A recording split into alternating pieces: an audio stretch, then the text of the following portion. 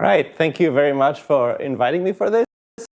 So today I'm going to talk about just broadly cancer dynamics, cancer evolution, and the importance of spatial structure in cancer evolution. And I will argue as this lecture continues that spatial structure is very important, and modeling spatially explicitly is sometimes needed to get the full insights into the properties of cancer evolution. So I'm going to structure this in three parts. And if I understand this correctly, this audience consists of people with very different backgrounds. Some are very familiar with cancer and with cancer modeling, and other people are much more mathematically oriented and are less familiar with cancer. So I'm going to start by going over basic concepts of cancer biology and cancer evolution as an introduction. Those who know about cancer will probably be bored by this, but it may be useful to follow along for the rest of the talk. Then I will talk about modeling cell evolution in pre-malignant tissue. It'll become clear what that is as we go along. First, starting with non-spatial models, showing that like ODE modeling can have important contributions, and then transitioning to studying spatial evolutionary dynamics. So let's get going with cancer. What is cancer? What is cancer evolution? Cancer is essentially an evolutionary process.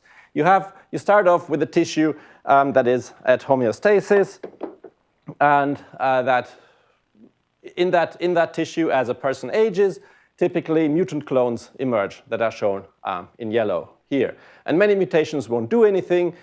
They can predispose to cancer maybe, but at some point further mutations pop up, and these mutations will allow the cells to break out of homeostasis, and that leads to what we call clonal expansion. And cancer is kind of a multi-stage evolutionary process where initially you get the first malignant clone that is going to start growing, but that's going to run into certain selective barriers. Then other mutations are required, so the tumor cells have to acquire further mutations in order to grow further and progress. And so this process continues as this tumor grows, and in most tumors, what happens is eventually some cells break loose. They evolve the ability to break loose, to find their way to other organs, to settle in those other organs. These are called metastases, and this is usually what kills a patient. So that's basically, broadly speaking, cancer as an evolutionary process. So underlying all of this is healthy tissue architecture and healthy tissue homeostasis, and I think it's helpful to go through some of the concepts here in order to understand cancer as an evolutionary process. So each tissue that we have is maintained by what you call tissue stem cells. These are not embryonic stem cells, these are tissue stem cells. So every tissue we have has stem cell, whether it's the blood, it's the lung, the liver, the brain, everything has a stem cell. And that stem cell divides rarely. It can self-renew to keep the tissue maintained, but they also differentiate to give rise to progenitor cells, transit amplifying cells, and eventually they differentiate into what you call terminally differentiated cells, and these cells perform the function of the tissue.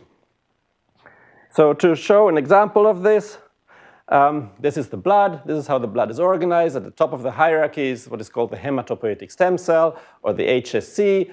This HSC has a certain probability to self-renew upon division, and a certain probability to differentiate. It gives rise to what is called multipotent progenitor cells, and these then keep progressing further down the lineage until all the blood cells are produced that constitute our functioning blood. So how is this homeostasis regulated? Homeostasis is regulated by complex, yes? Can I make a controversial comment? Yeah. Yeah. When you say that all tissue, in the homeostasis is clear, and in the intestine, for example, is also true. But in the rest of the tissues, like epithelial tissues, I don't think it's that clear that they're like functional. They could be functional stem cells, but not clear niches with stem cells, right? I'm not sure I understand. So they are stem cells. For example, in the, say, prostate. Yeah. What are the stem cells of the prostate? They're stem cells that are specific to those tissues, that maintain those tissues. A different population from the others? Yes. I don't think so. What do you mean, from the lung? From many epithelial tissues. Well, they're located in different places, in different... I don't think this is clear. Well, I mean, you can show me the paper. Yeah, you can also show me where that is, and then we can talk about it. It's not true that is the case. So in the homeostasis, yes, it's clear, right? So in the case of the blood, but in other epithelial cases... Well, that's all homeostasis, right? Every tissue... Hematopoiesis, yeah. Hematopoiesis is the best defined. That is clear. Other tissues are also increasingly well defined, and things are pretty tissue specific, as far as I understand. But there are like stem cells, so there are cells that can perform as stem cell at some point under pharmacogenetic changes, yes. Well, there's embryonic stem cell that can give rise to all the different adult stem cells. Yeah, I know that. What I mean is that in the tissue, when the tissue is adult, there are some cases in which there are clear stem cells that they self-renew and produce others, like the case of a hematopoietic system. And the intestine is also clear that there are like niches like this, but in lungs, pancreas, liver, prostate, and other tissues, I don't know that. Well, the general hypothesis is that it's similar, and in some, like in the pancreas, is getting increasingly defined, and everywhere else is getting increasingly defined as well. As far as that's my understanding of it. But we can sift through the literature, and I'm happy to discuss. Yeah, sure. Yeah. So, talking about homeostasis, what maintains homeostasis? Homeostasis is basically maintained by feedback loops, and these can come from different parts. There can be lineage feedback loops. For example, differentiated cells can produce certain feedback factors, negative feedback factors that inhibit the self-renewal of stem cells, thereby limiting the expansion of the tissue. The other very important thing is the microenvironment of the tissue. So a tissue does not always only contain the tissue lineages themselves, but it also contains this microenvironment that contains the extracellular matrix, fibroblasts, other things, and they feed back on the cell lineage, on the stem cells, to regulate basically their potential to self-renew versus differentiate. So what is, in the context of this picture where you have tissue stem cells that give rise to the differentiated cells, the terminally differentiated cells of the tissue, how do we view cancer?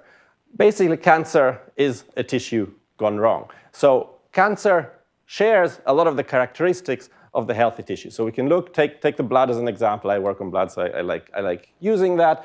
You have the stem cells, progenitor cells, more differentiated cells. At some point, a mutation occurs in one of those cells. And it is not clear where that mutation occurs. People think it is kind of up here in that hierarchy, closer to the stem cells or the progenitor cells. And this mutation is generated, and then you have some sort of an aberrant cell that starts growing. It doesn't respond to homeostatic signals anymore, at least not to all of them. That allows an increased amount of self-renewal to go on, and the cell population will then expand. And it has tumors typically tend to have a very similar hierarchy to healthy tissue. So they have the stem cells, which are now called cancer stem cells. They have the progenitor cells or transient amplifying cells, and then they have a bunch of more differentiated cells which make up the bulk of the tumor. And even some of the feedback loops may still be occurring in the tumor. So think of the tumor as a tissue that has been altered such that some of the homeostatic signals are ignored. And that's a very simplified way of putting it, but just to get sort of that general principle across. Just to understand, what's really the difference between the stem cells and the clonogenic ones in terms of... And the what? The first two, how are they really different? These two? In the cancer case, but it could be the same in the other, but yeah. In the cancer case, it becomes a little bit more murky, I think, because they can kind of merge into each other. I mean, the characteristics, as far as we understand, they're characterized by certain markers and by their self-renewal potential. So a stem cell can self-renew and maintain the tissue. A progenitor cell is thought to still be able to self-renew to some extent, but not enough to maintain the tissue, although one can talk about it. Right, but in the cancer case, you're showing self-renewal of the progenitor. In the cancer cells, it becomes a little less clear. I mean, people talk about cancer stem cells as the ones that maintain the cancer. It's like when you treat a cancer and you get rid of everything else, but the stem cells remain, that will reseed the cancer. If they transplant tumor cells from an animal, from one mouse to another, it's usually a small subset of the cells that can reseed the cancer, and most of the other cells cannot. And so people think of them as cancer stem cells. But then you have those progenitor cells, they can also self-renew. It becomes unclear, right? It's a kind of a continuous process as well of differentiation, going from stem to progenitor. And in cancer, sometimes you can even go back, even in healthy tissue sometimes.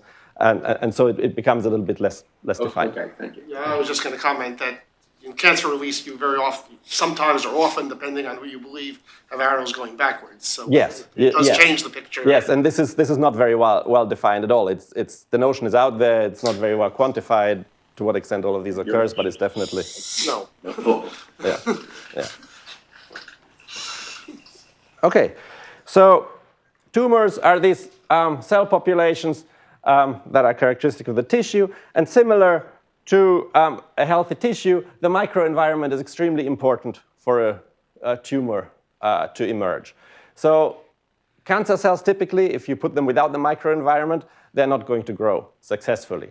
They need to work together with their microenvironment in order to be able to grow. And these are fibroblasts, they're cancer-associated fibroblasts. They secrete certain things that make up the extracellular matrix, such as collagens. And then there's a lot of crosstalk going on between the cancer cells and the extracellular matrix, such as the cancer-associated fibroblast. Even the phenotype of stemness itself can be dependent on whether you're close to a cancer-associated fibroblast or not, whether you interact with collagen or not. And so there's a huge amount of complexity going on, but the basic notion here is that tumor cells need to kind of work together with their microenvironment, modify their microenvironment such that the microenvironment becomes supportive of tumor growth, and then this whole system can start to grow. So there's a considerable amount of complexity going on in that process.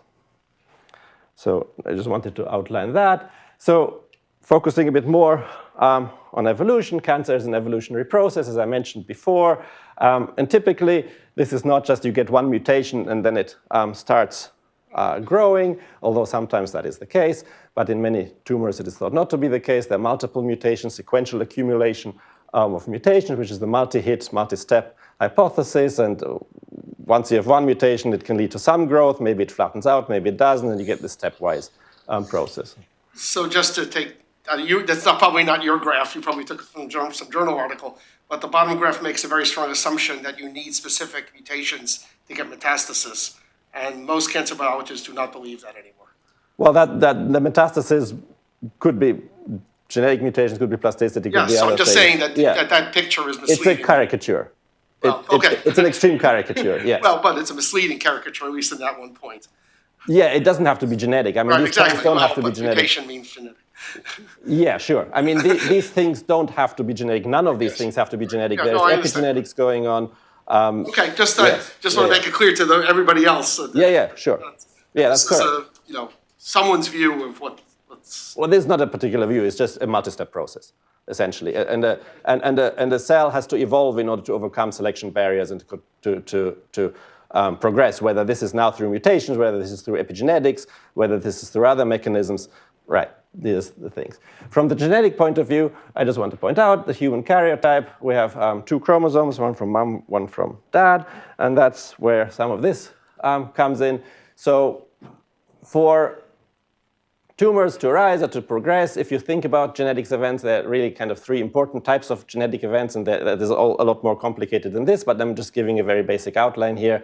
You've got oncogenes. Oncogenes are genes that you switch on, and then the cell gets an advantage and starts growing at the expense of the healthy cells. And you need one copy of your two gene copies that you have to be activated because it is an activation event. Then you have a separate class of genes, which are the tumor suppressor genes. Tumor suppressor genes are brake. They prevent cells from growing out of control. So in order to get rid of them, you have to inactivate them. And inactivation takes 2 steps. 2 mutational steps, because both copies of your genes have to be inactivated. And then you have general DNA repair genes, which can be mutated, and then your genetic your mutation rate goes up, and the cell is said to have genetic instability. And for genetic instability, there are two types of genetic instability that we can distinguish. One is a chromosomal instability, where cells start messing up the karyotype. You can have not 2 copies, but 3 copies. You can have duplications, or you can have deletions, where you just have 1 copy, or you can stick one part of chromosome on top of another. Then you also have a smaller genetic change, which is microsatellite instability, where basically point mutations are generated at a relatively fast rate. If what is called mismatch repair system is mutated, then those cells mutate and evolve at a fast rate. Again, it's more complicated than I'm pointing out here. This is just a very, very, very general outline of things. When I talk about treatment, there are various treatments. It's an evolving thing. I mean, chemotherapy, everybody has heard of. There's cytotoxic drugs with lots of side effects. Recently, especially coming from the hematopoietic malignancies, small molecule inhibitors have become very important, such as tyrosine kinase inhibitors, first in chronic myeloid leukemia, and then in other leukemias and other tumors as well. There you identify what is wrong with the tumor, what drives the tumor, and you specifically inhibit what drives the tumor. Then there are various immunotherapies out there which are gaining more and more importance in recent years. This is just as an overview. I'm not going to talk much about treatment.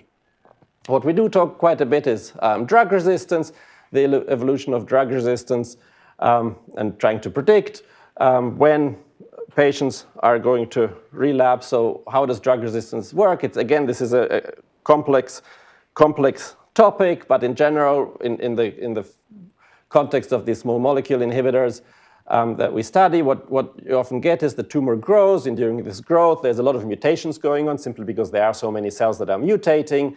And as these cells are mutating, they accumulate, and so even if they're not the main drivers of the tumors, there's going to be very likely to be a small number of cells that are resistant to any treatment before you start the treatment. When you then switch on your treatment, you get rid of the wild-type cells, and they are going to be killed. The resistant cells are going to grow out, and you're going to get relapse as treatment continues. If you've got chemotherapy, you produce resistant mutants as you treat, because these cells are toxic and change the DNA, and so this is an important part. And that's genetic evolution. Various genetic changes can trigger this drug resistance. There's also non-genetic resistance that comes back to the stem cell story that I was talking about earlier. As I mentioned, tumors are maintained by cancer stem cells, but the bulk of the tumor is more differentiated. And so when you hit a tumor with drugs, such as chemotherapies, you kill the bulk of the tumor, which is all the differentiated cells and maybe some lower level cells. But typically, cancer stem cells, whatever they are, however you define them, are more resistant against treatment for various reasons. I mean, stem cells are adapted to be resistant against damage, because if stem cells died really easily, even in tissue, your tissue could collapse. So these mechanisms ensure that these cancer stem cells are not that susceptible to treatment. That can lead to relapse, when this cancer stem cell recedes the growth. And that's not a genetic mechanism where you get a mutation, but it's simply based on this tissue architecture that I talked about earlier on. So this is basically a very, very, very brief outline of an evolutionary biologist's understanding of cancer and the kind of concepts that are important in following some of the stuff that I'm gonna talk about now. So continuing, I want to talk about modeling tissue and tumor evolution. How do we use mathematical models in order to study those evolutionary processes that occur in cancers? And again, cancer is a very complex system. When we make these mathematical models, when we try to find out principles according to which mutants evolve, according to which the cancer initiates and progresses, we make simplifying assumptions, trying to tailor the model to answer specific questions. And often, you don't start with the whole complex system where you have stem cells, more differentiated cells, microenvironment, and so on, but you look at simpler system. And that's going to be a recurrent theme of the talk as I go through this. So I want to start off by talking about pre-malignant cell evolution, because that is usually what leads eventually to the development of cancer. And I'm going to talk about pre-malignant cell evolution in the blood. And I'm going to use this as an example of how ordinary differential equations that don't take into account spatial structure can give us some useful things. And once we've gone through that, I'm going to switch gears and go to spatial models and look at spatial structure. So in the blood, what kind of pre-malignant tissue evolution do you have? This is a very interesting system. It's called clonal hematopoiesis of indeterminate potential. It's also called CHIP. And this is a phenomenon where people that age and that are in the Middle Ages or older, they tend to have mutant clones in their blood. So if you look at what kind of blood cells you have, there will be mutant cells in the blood, and these mutant cells are typically characteristic of cancer. But these people don't have cancer.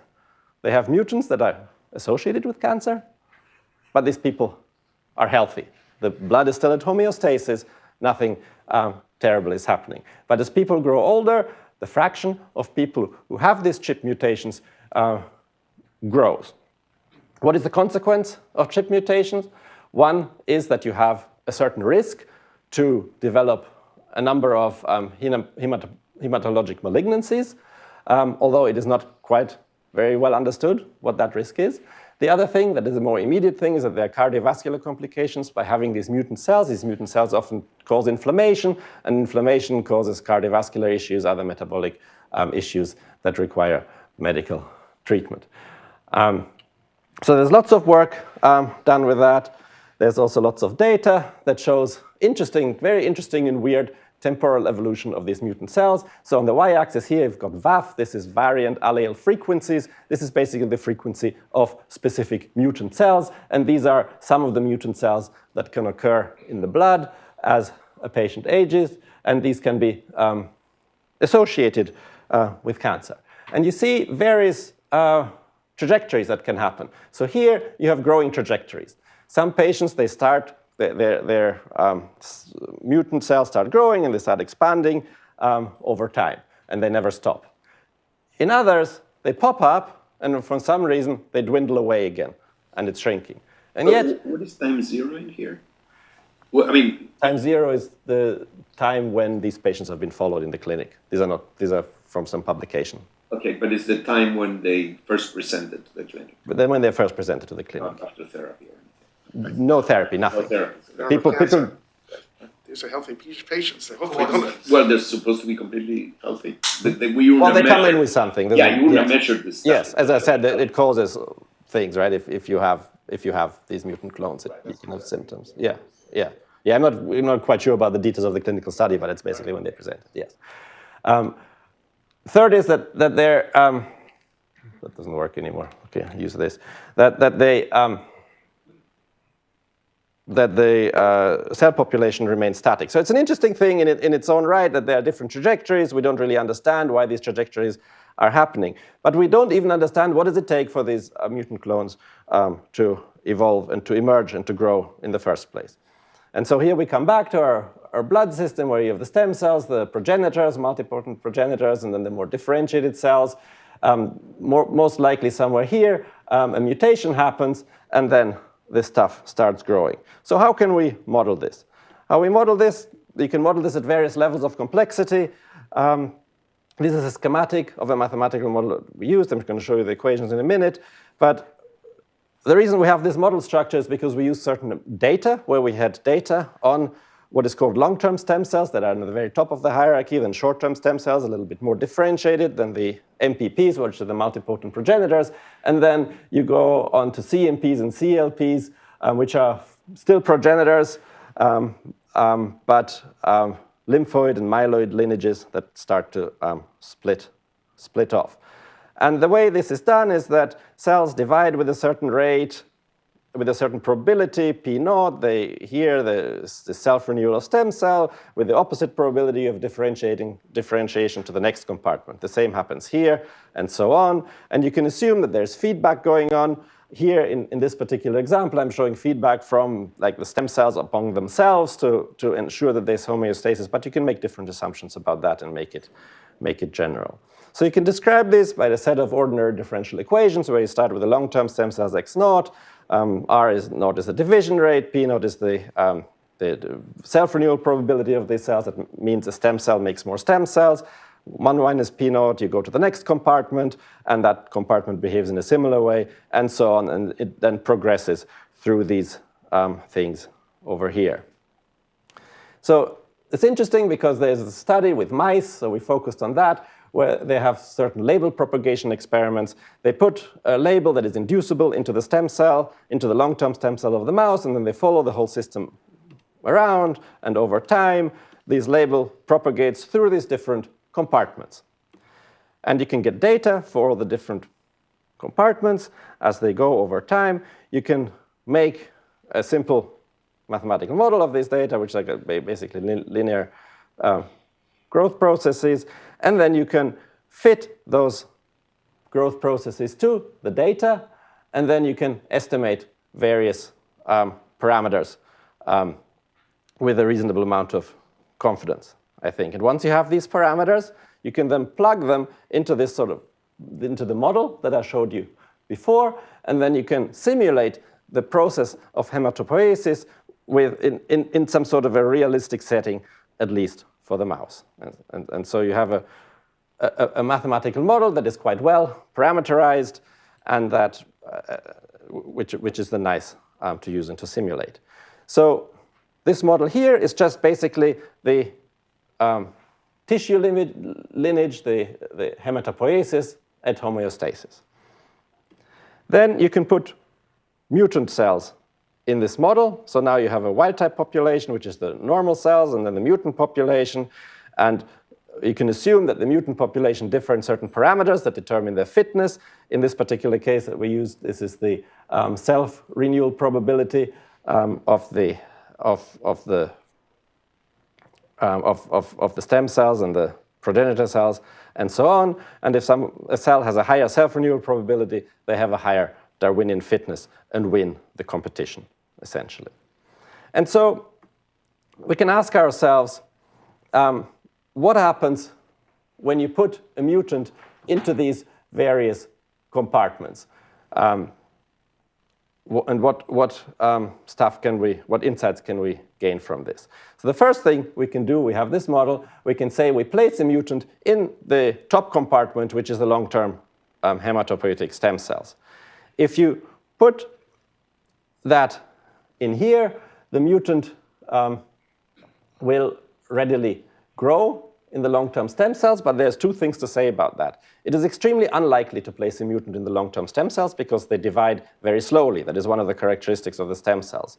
Also, because they divide so slowly, it takes absolutely forever for these mutants to rise to appreciable levels, and it would take longer than the lifespan of a mouse to get to that level.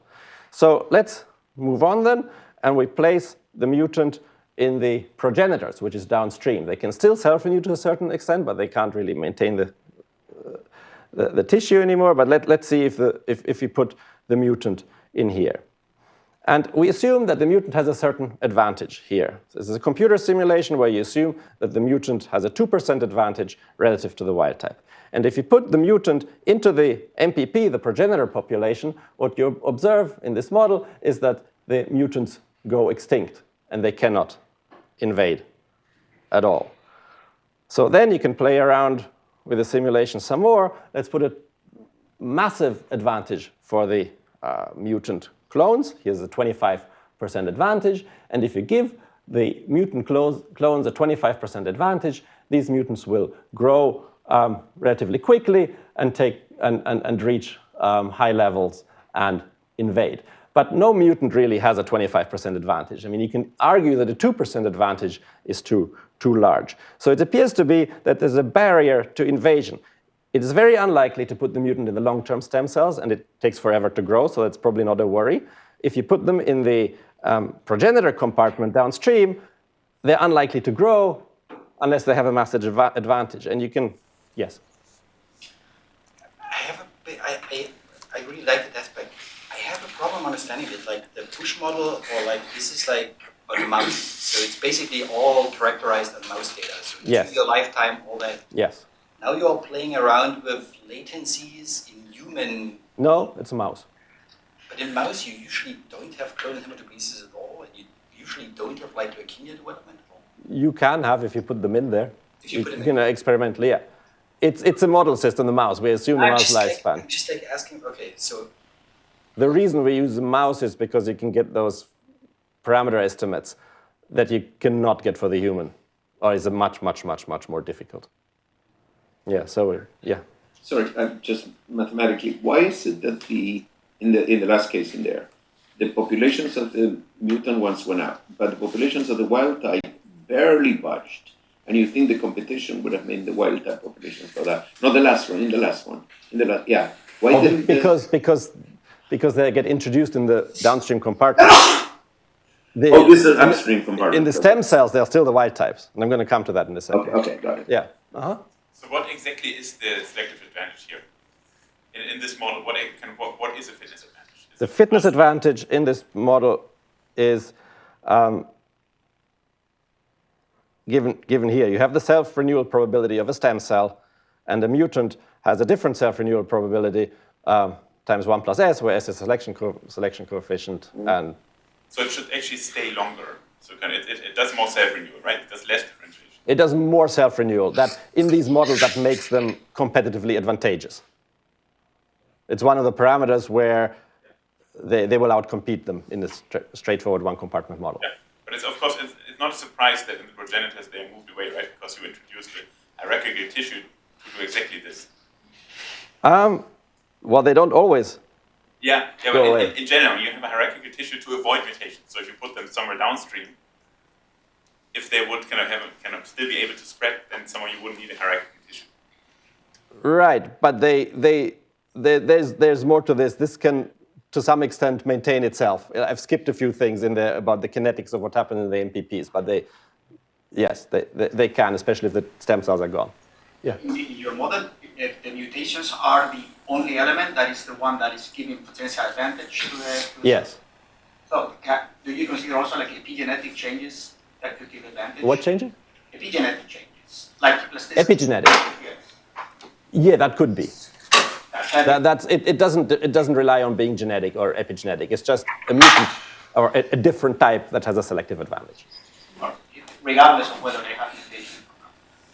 We assume that they have mutations, I mean, as a different clone. Right? Yeah, it's a different clone. We are modeling mutations here because there are mutations. These are mutations in epigenetic modifiers, but they're mutations such as DNMT3 or TET2 or things like that. So I mean, it's like you may have like a kind of a different clone, not completely different genetically, but it's different. Like a cell state is different, right? Because it's undergoing some epigenetic transformation, and this is also something that can have a resistance to drug or. I understand what you're saying. In CHIP, these are genetic events. In CHIP, yeah. In other cases, it doesn't have to be. You're right. Yes. Yeah. So what we see here is a weird thing that you need a large advantage for the mutant to invade, and you can calculate these invasion barriers that we have. You have the long-term stem cells, the short-term stem cells, and the MPPs. In the long-term stem cells, mutant production is very unlikely, but the invasion barrier is 0. They will always have an advantage and on average expand, although very slowly.